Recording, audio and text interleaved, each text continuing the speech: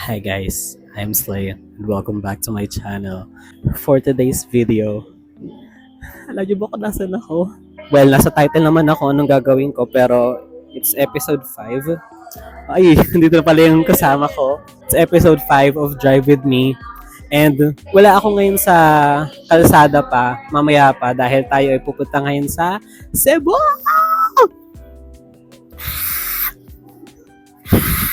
Siyempre, lilipad muna tayo bago tayo makarating sa Cebu. Pero, ayun, magdadrive tayo doon. And, 3 days tayo dun sa Cebu. And hanggat hindi pa ako nakakasakay, hindi pa ako makakampante kasi yung bagahe ko, sobrang sakto niya lang dun sa allowed na dimension ng check-in or ng hand carry. Kaso, hindi kasama yung gulong. So, ito na nga ba sinasabi ko guys. Hindi, para daw ma-experience ko kasi. So, hindi nga nagkasya yung maleta ko. Kaya, nagbayad tayo. So, alam na natin. Hindi porket nakarating sa Japan, makakapasa sa Cebu. Bye-bye sa maleta ko.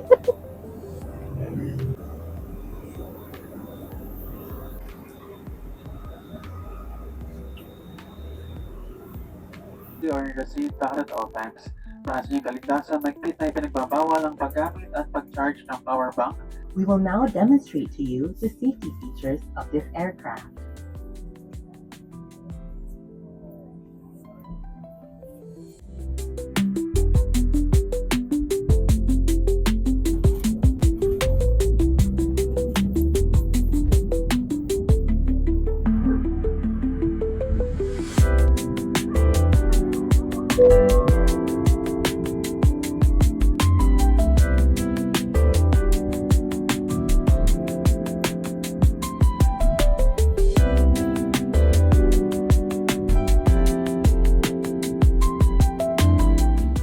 Okay, so, inaantok ako. Pero wala akong mahanap na comfortable na position. Feeling ko naman pagdating sa accommodation, matutulog na kami. Magsi 6:30 ng umaga pa lang ngayon.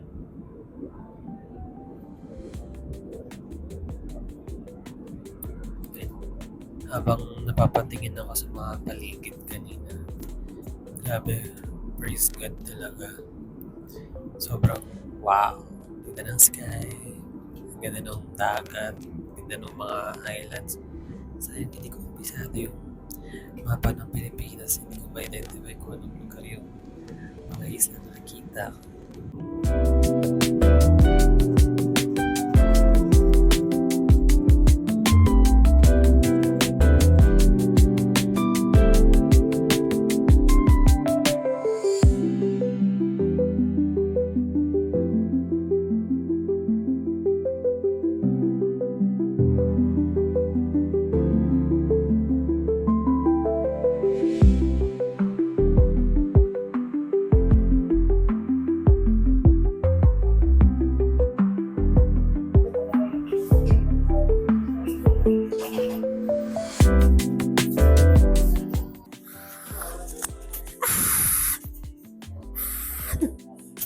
So, saan natin kukunin ang ating bagahe? Hindi natin alam. Napanood mo ba yung People We Meet on Vacation? Hindi. Kung ano man yun. So habang nag-i-hintay siya ng luggage, kumakanta-kanta muna siya. Ah, ganun ba yun? Joke lang, hindi pala doon. Dito pala. Fairness, maganda yung airport nila dito. Okay, feeling ko andyan na siya. Ayan na yan. I think yan na yun.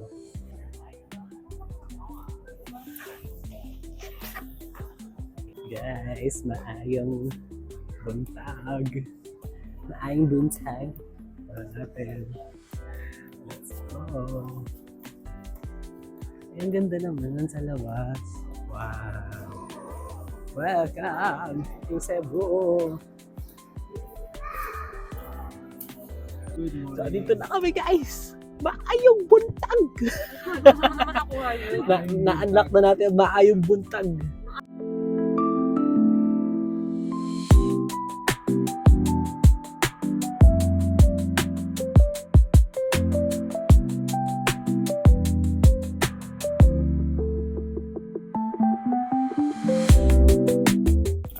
guys, we're here. Medyo hanapin pa namin kung nasaan yung, pero at least nandito na kami. Alright. Aming cute na bahay. Aesthetic. Kakulay ko yung mga, mga furniture. Hi guys, tapos na kami sa first activity namin, which is matulog. So ngayon naman, ang next naman na gagawin namin ay kakain.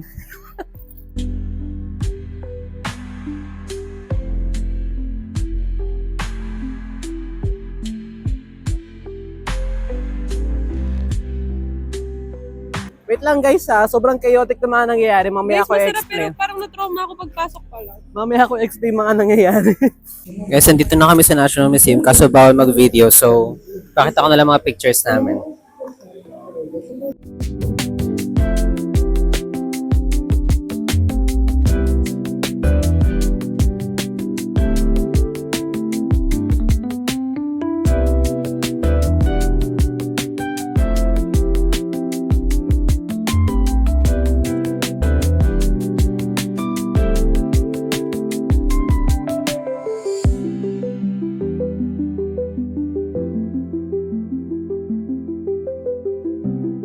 So, nandito tayo sa Sirao Flower Garden.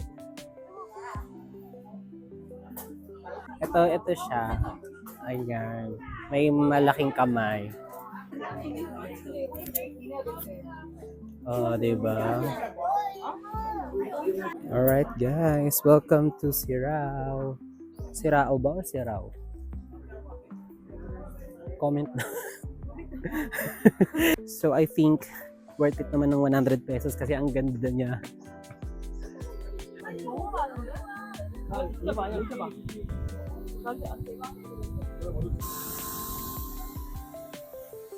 Or dahon. May ang galing nga, walang ganito sa Cavite. Okay guys, dito tayo sa tops. Literal na tops dahil sobrang taas. Alright! Wow, may pa ganyan. So tayo guys. So ito, isa siyang pabilog na something. Ewan parang mall, nakainan na, ewan pala. Tapos may overlooking view siya. Pakita ko sa inyo. Hingal pa din. Wow. 360 nga. Ay, gusto ko yung sahig. It's giving molecular structure. It's giving chemical. Siyempre, aakyat din kami dun sa pinakataas. Hindi, walang aakyat. Walang aakyat. Pag di tayo makyat, 300 lang, hindi 360. Ano masasabi mo? In all honesty, para ka lang nasa tuktok ng condo ng QC. Hoy, hindi. Yung What? ayun. Pakita mo kasi yan. Be, alam mo, nung nag-OJT kami sa isang high-rise building, mas mataas pa to. Oh, pero yung view, like, there. Para ka lang nasa QC. Yung view parang Metro Manila, pero yung taas niya, taas talaga. Hindi. Ito, Ano ba? wait lang. Marikina QC, Rizal. Eto be, Alabang. Okay, so almost 2,000 feet above sea level, which is 4 times mas mataas dun sa pinagtrabuhan namin. So, akala ko sobrang taas na nun. Like, yung pinagtrabuhan namin is hanggang 42 floors. So, like, times 4. Grabe. Ang init.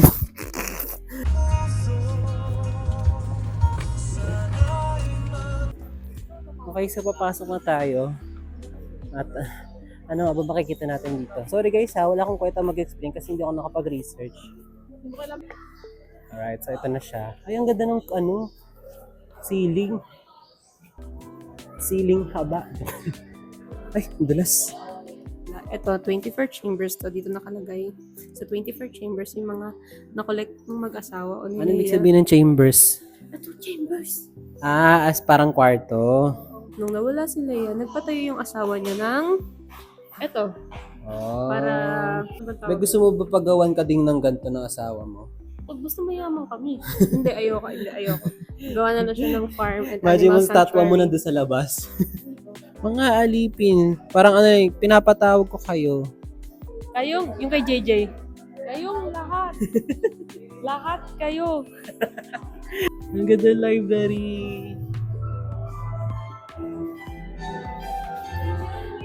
Parang sobrang nakakasipag mag-aaral pag ganyan. Ay, may piano!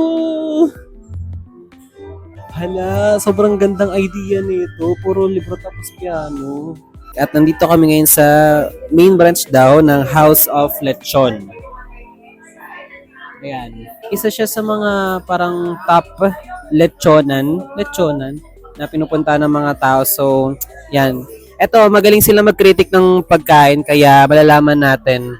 And feeling ko medyo matagal kami maghihintay kaya kwento ko na sa inyo yung mga nangyari. Simulan natin sa airport na ang nakalagay sa boarding pass namin is 4:50. Yun yung time na mag-i-start yung boarding. Gulat kami yung 4:50 final call na agad. So, shock kami kasi gate 15 dapat kami pero bigla naging gate 16. So, ayun na nga, yun yung unang plot twist na nangyari. Pangalawa, well, kaya na expected naman na yung maleta ko is hindi siya pasok dun sa pwede i-hand carry. So, nagbayad tayo. Pangatlong plot twist kanina na nandito na kami sa Cebu. Yun nga, nag-rent kami ng car.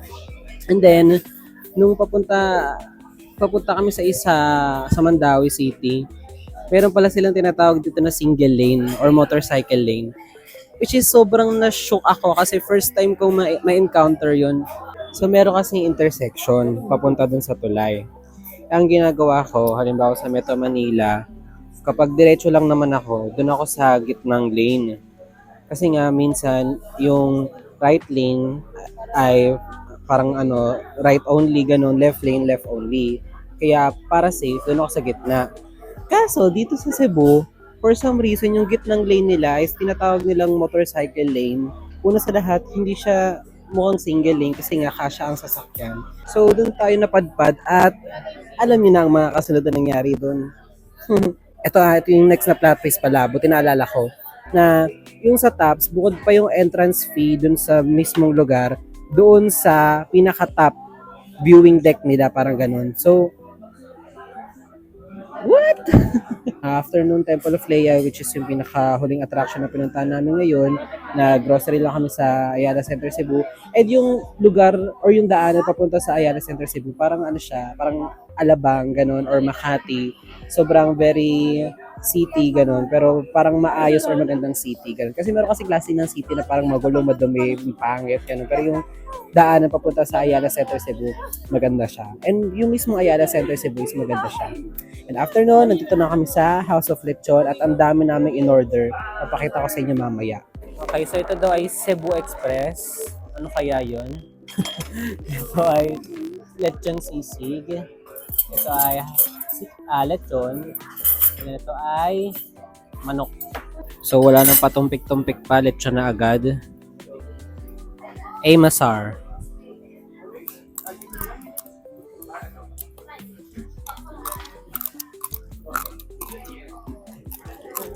Oh, diba?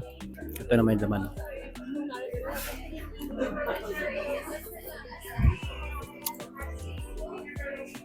Nalo nga.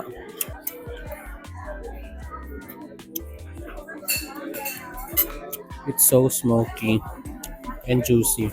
Ito naman tayo sa lechon sisig.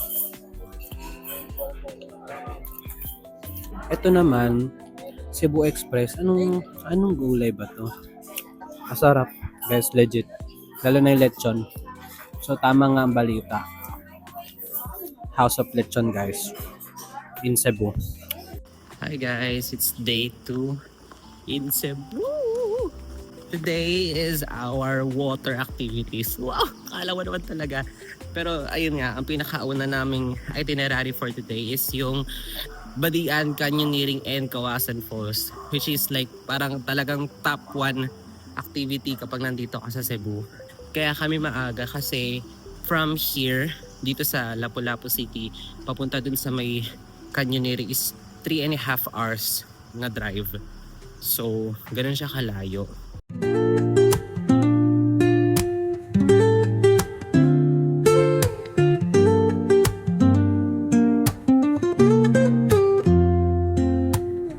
Woke up late, missed the morning glaze, but the sunlight hits in so many ways. Grabbed my shades and hit the streets, no plan. Chasing vibes like seashells in the sand. Radio hums a tune I can't name. Crooked smiles, crashing waves, no shame. Flip my phone, toss it in my bag. Today's for us, no time to lag. Feel the world just turn. Guys, first stop over. Dahil ihina ang aking passenger princess dito. So tayo ay medyo nasa kalahati pa lang. Let's go. Second stop over, Boko break. Just turning slow. Let the breeze tell us where to go. Every step a beat we can make. Life's a tune, sing it till we break. Concrete warm under my bare feet. Crowds moving like a heartbeat. Skipping stones in city streams we find.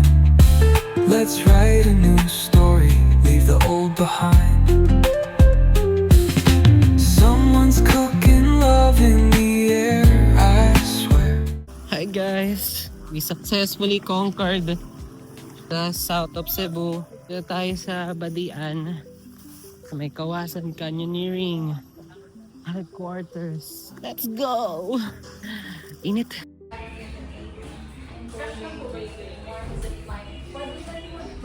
Yung lakad daw, papunta doon sa first talon is 30 to 45 minutes. Kaya kung gusto mo i-skip doon, may zipline na 1 to 2 minutes, 600 pesos. Hindi kami mag-zipline.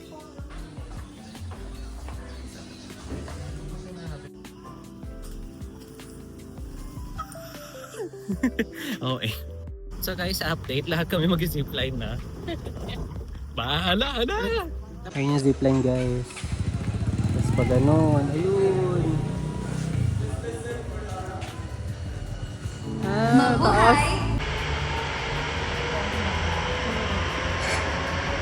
Guys, pangalawang zipline ko pa lang to ever. My life. Sa Rizal. Ano lang yun, sobrang basic lang. Mababa lang. Every spark in their voices shows they care. Colors splash like secrets on these walls, while laughter echoes through the hall. Feel the world just turning slow. Let the breeze tell us where to go. Every step a beat we can make. Life's a tune, sing it till we break.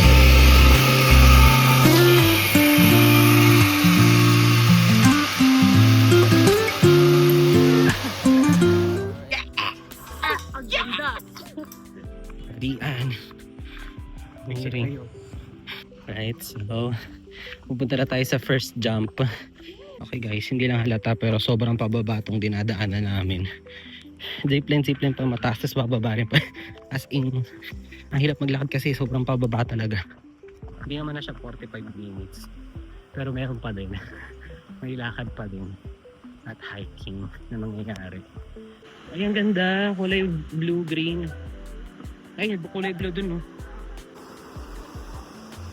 Ang ganda. Ang ganda. May mga patusok-tusok dun. Alright, guys. Ito na ang first jump.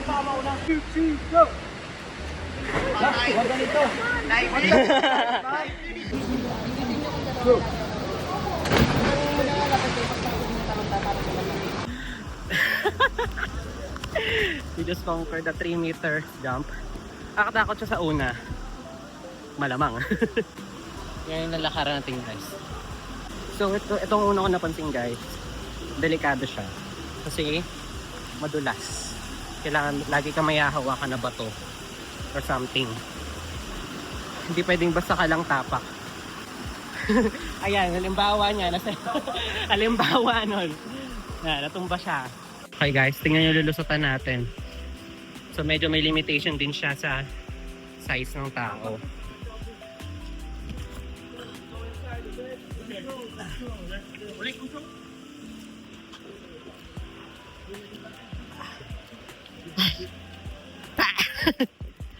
Ay, ang ganda.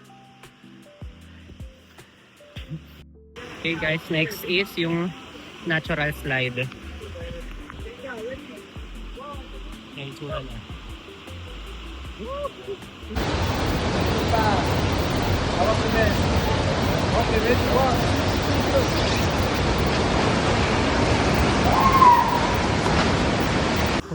Kailangan lagi nakaganito guys para mas masaya. Tingnan yun nasa ibabaw ko.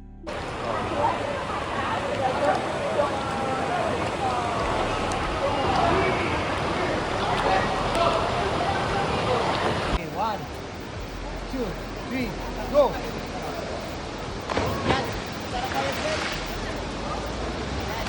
Okay guys, kakatapos ko lang ng 5 meters at for me ha, as a sea, nakakatakot pa din siya.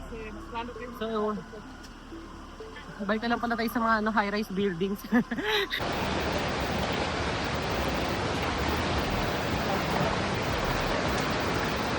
Okay guys, next level. Kasi kung di pumasok sa loob. Dito kami.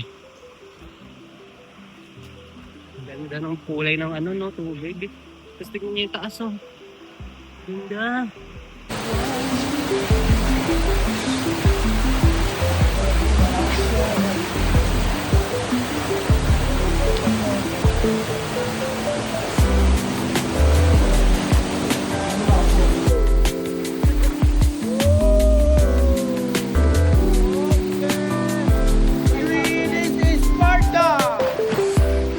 This is like 10 out of 10. Or I mean, more than 10. Grabe. Mahaling alam pero I think medyo worth it. Bigla kami tumami guys. Ayan guys, yung mas mataas 7 meters, tas next 5 meters. Pero si Trixie na lang yung ano, yung tumalon. Ako kasi, masakit na, medyo masakit na siya. Masakit na siya. Hindi ko na kaya. Mag-drive pa ako mamaya. So, yeah, conserve energy. Ready, 1, 2, 3! Okay guys, hindi na tayo sa tinatawag na 7-Eleven. Which is, ayan. Mga tindahan, mga chicheria, inuming mainit, inuming malamig. Oo nga. Sabi ko na! Cup noodles. Ay, saging may saging. At ito daw ang halfway. Ito na ang una ko masasabi guys. Hindi siya para sa mga hindi fit at active na persons. And sobrang daming tao dito. Hindi lang Pilipino, hindi lang Tagalog, may mga Korean, Chinese, and may mga European din kaming kasama kanina. May mga taga Middle East din siguro. Buong mundo, ganon. So talagang very Cebu. Pag nandito ka Cebu, talagang canyoneering talaga ang puntahan ng mga tao sa buong mundo. Tayo ng saging. Saging po, 3. 50 po isa po. Sige po. Saging. Gusto mo ba malaman kung magkano? Oo nga. Okay. 50. Kasi nga, hinahike pa nila para makarating. And, basta ang ganda guys. Hindi pala medyo worth it yung bayan dito. Sobrang, I mean worth it na pala. Ganda. So worth it. Update. Sobrang ganda. And dami namin ulit kasama. Dami mga falls. Yan na sila. Alright, enjoy guys sa swing guys. Yan, magsiswing yung mga tao. Panis. Hey!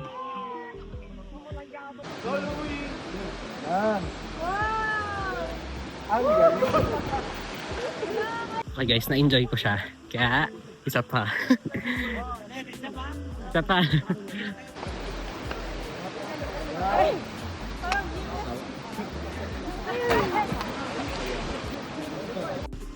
Okay, sa pangalawa, tumama naman yung puwet ko. Sabi ko nga last na eh. Guys, nandito na tayo sa mga falls. Pero hindi pa ito yung Kawasan. Unang falls pa lang to. True or false?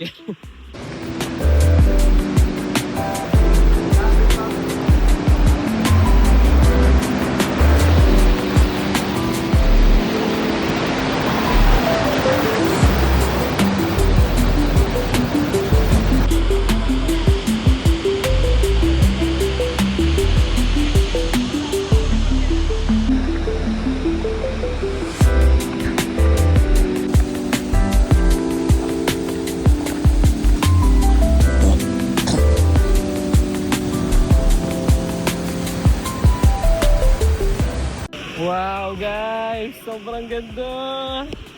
Hala!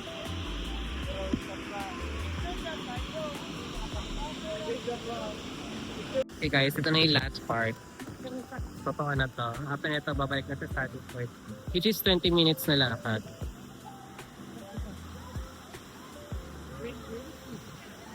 Sobrang ganda. Ganda. Ganda po. Bye-bye. Bye, Kawasan. Next year again. Ano nga po yung babay sa Cebuano? Balik. Bali?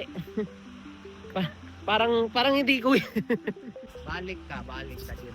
Ay, hindi naman yun babay eh. Guys, bigla ako napabili kasi feeling ko bagay ito sa suot ko bukas. Happy birthday! Happy birthday, man! Alright guys, medyo kanina pa kami naglalakad. Well, medyo sakto din naman kami sa oras kasi mag-aalauna na. And nag-start kami 9:30 or magte-10. Ganun. So 10, 11, 12, 1. 3 hours talaga. 3 to 4 hours talaga siya. Guys, ang ganda. Ako lang mag-isa. Bagay ko kasi. Ang ganda. So good. So nice. Praise God. Guys, yung babayaran nyo dito ay may kasama ng lunch or food. Basta after nyo canyoneering. At ito siya. Yan, diba? Kanina, ang una ko sinabi, medyo worth it. After nun, totoong worth it. Ngayon, sobrang worth it. Grabe, ang sarap kumain after ng ganung klaseng activity. And then, meron tayong gento. Oh, diba? So, ito na ang ating spoiler sa outfit natin tomorrow. Let's go. Alright, dito naman kami sa papunta pa lang pala sa Lambog Beach. Ayan din. Ayan. So, environmental fee ay 45. 45. Diyan nagsirig ka. Hi guys, napakainit. At ito siya. Ayan. Ay, ang ganda. Kulay puti din naman eh, oh. Ayan. Ayan. White sand pala dito. So, update ulit. Naganap lang kami ng silong. Ayan ang aming sitwasyon ngayon. At kami ay maghihintay ng sunset. Ay, di ba natin kaya yun? Hindi pala namin kaya yun. 5:55 PM daw ang sunset today sa Cebu. So, hindi na namin hihintayin pala yun. At nag-i-stay lang kami dito dahil mayroong 45 pesos each na environmental fee tapos 100 pesos na parking fee. Lambog Beach. Ito ang aming view. Lumot. Ayan. Maganda siya, lalo na doon sa mga areas na yan. White talaga. Alright guys, may nalaman kaming nakakatuwa. Kasi dito sa tapat namin, ito. Yan. Ayan ay Negros. Oo, di ba? Ang galing-galing. Yan, Negros yung nakikita namin na yan. Yun, nakakatuwa lang. Paano yung tuwa? Tapos nagkamali ako, nagpo ako. Kuya, makakard ba diri? Ha? Card? Pwede sir, basta din lang kuhan. Go sign of credit. Credit card. Credit card. Unleaded full tank. Hey guys, done driving for 3.5 hours. I can feel my alam mo, hindi naman dapat ganito ka hindi ma-feel ang binti ko kung walang canyoneering na naganap. Like yung 3.5 hours, ano lang sa akin, yung madali lang sa akin yung as in. Kasi yung 3.5 hours parang pupunta lang ako sa school nun eh. Pero dahil nag-canyoneering, iba yung epekto ng 3.5 hours na drive. So ngayon ay gabi na at umuwi muna kami saglit para maligo, ganyan bihis kasi magdi-dinner kami sa 10,000 Roses. Yun ang magiging next clip. Let's go!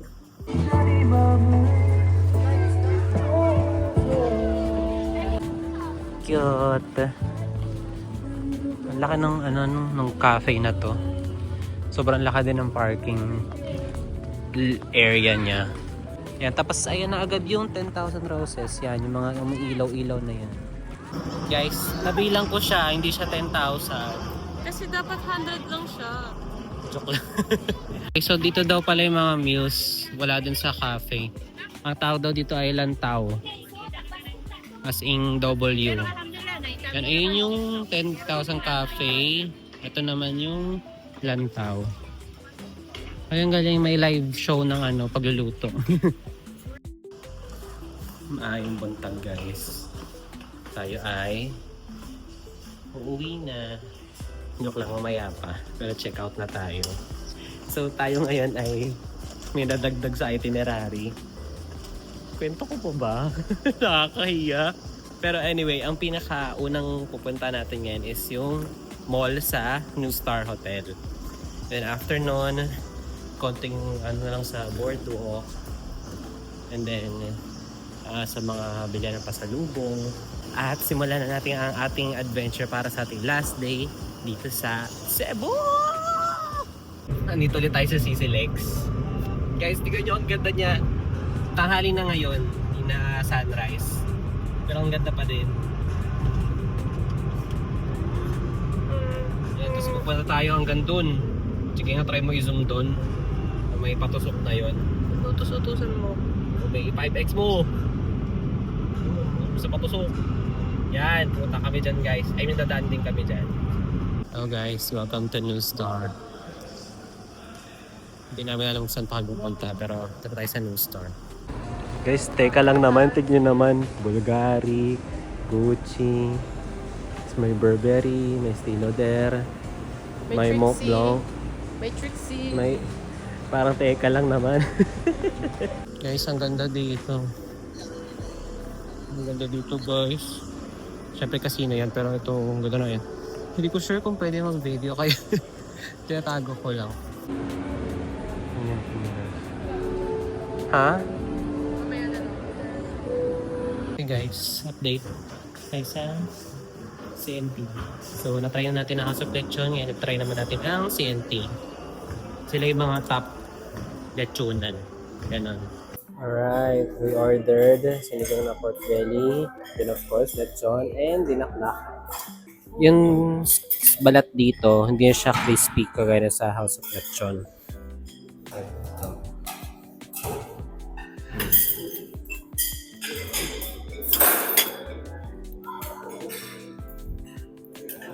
Hindi siya crispy. Pero masarap pa din. House of Lechon and CNT parehas masarap. And ang term is parang malasa. Ganon. Hindi lang siya parang puro alat lang. Malasa talaga. Alright guys, we are here at Fort San Pedro.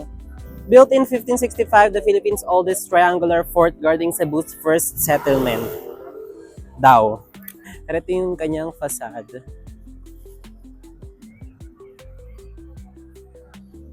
Oh, di ba? Picturean natin.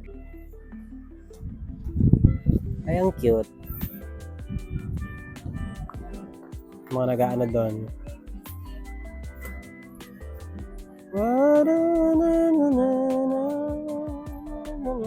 Leaning on the everlasting arms. Oh, di ba? So, pwede tayo umakyat dun sa pinaka-wall. Ito yung daanan. Okay, so ito yung itsura niya guys. So paikot lang siya na triangle. Paikot pero triangle. Ayan, yun yung shape niya, triangle siya. Ayan yung ano, edge. O, diba? Kasi paikot lang yan siya. Maliit lang siya pero cute. Maliit pero cute. Ano ba namang klaseng description? Tapos maraming ano dyan, souvenir shop sa baba. Ayan, may mga shake din. Ganyan.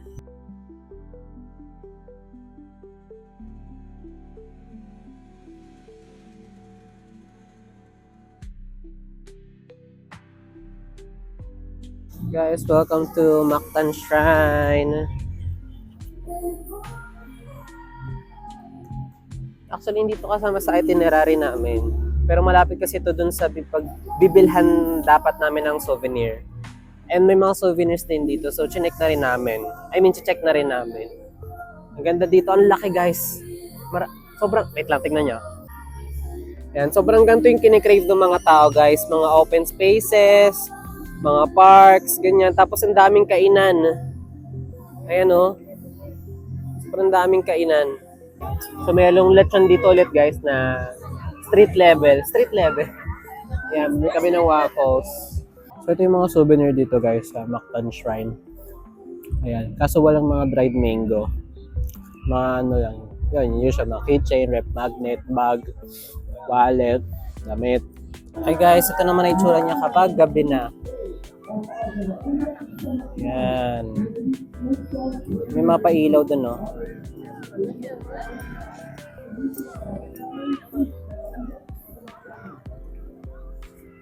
Ayan. I love Lapu-Lapu.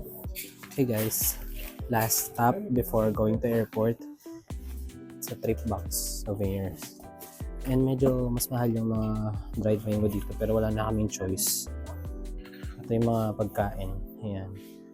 Marami dito may dried mango, dried coconut, dried pineapple, dried mangorin, banana chips, tsaka mga ano.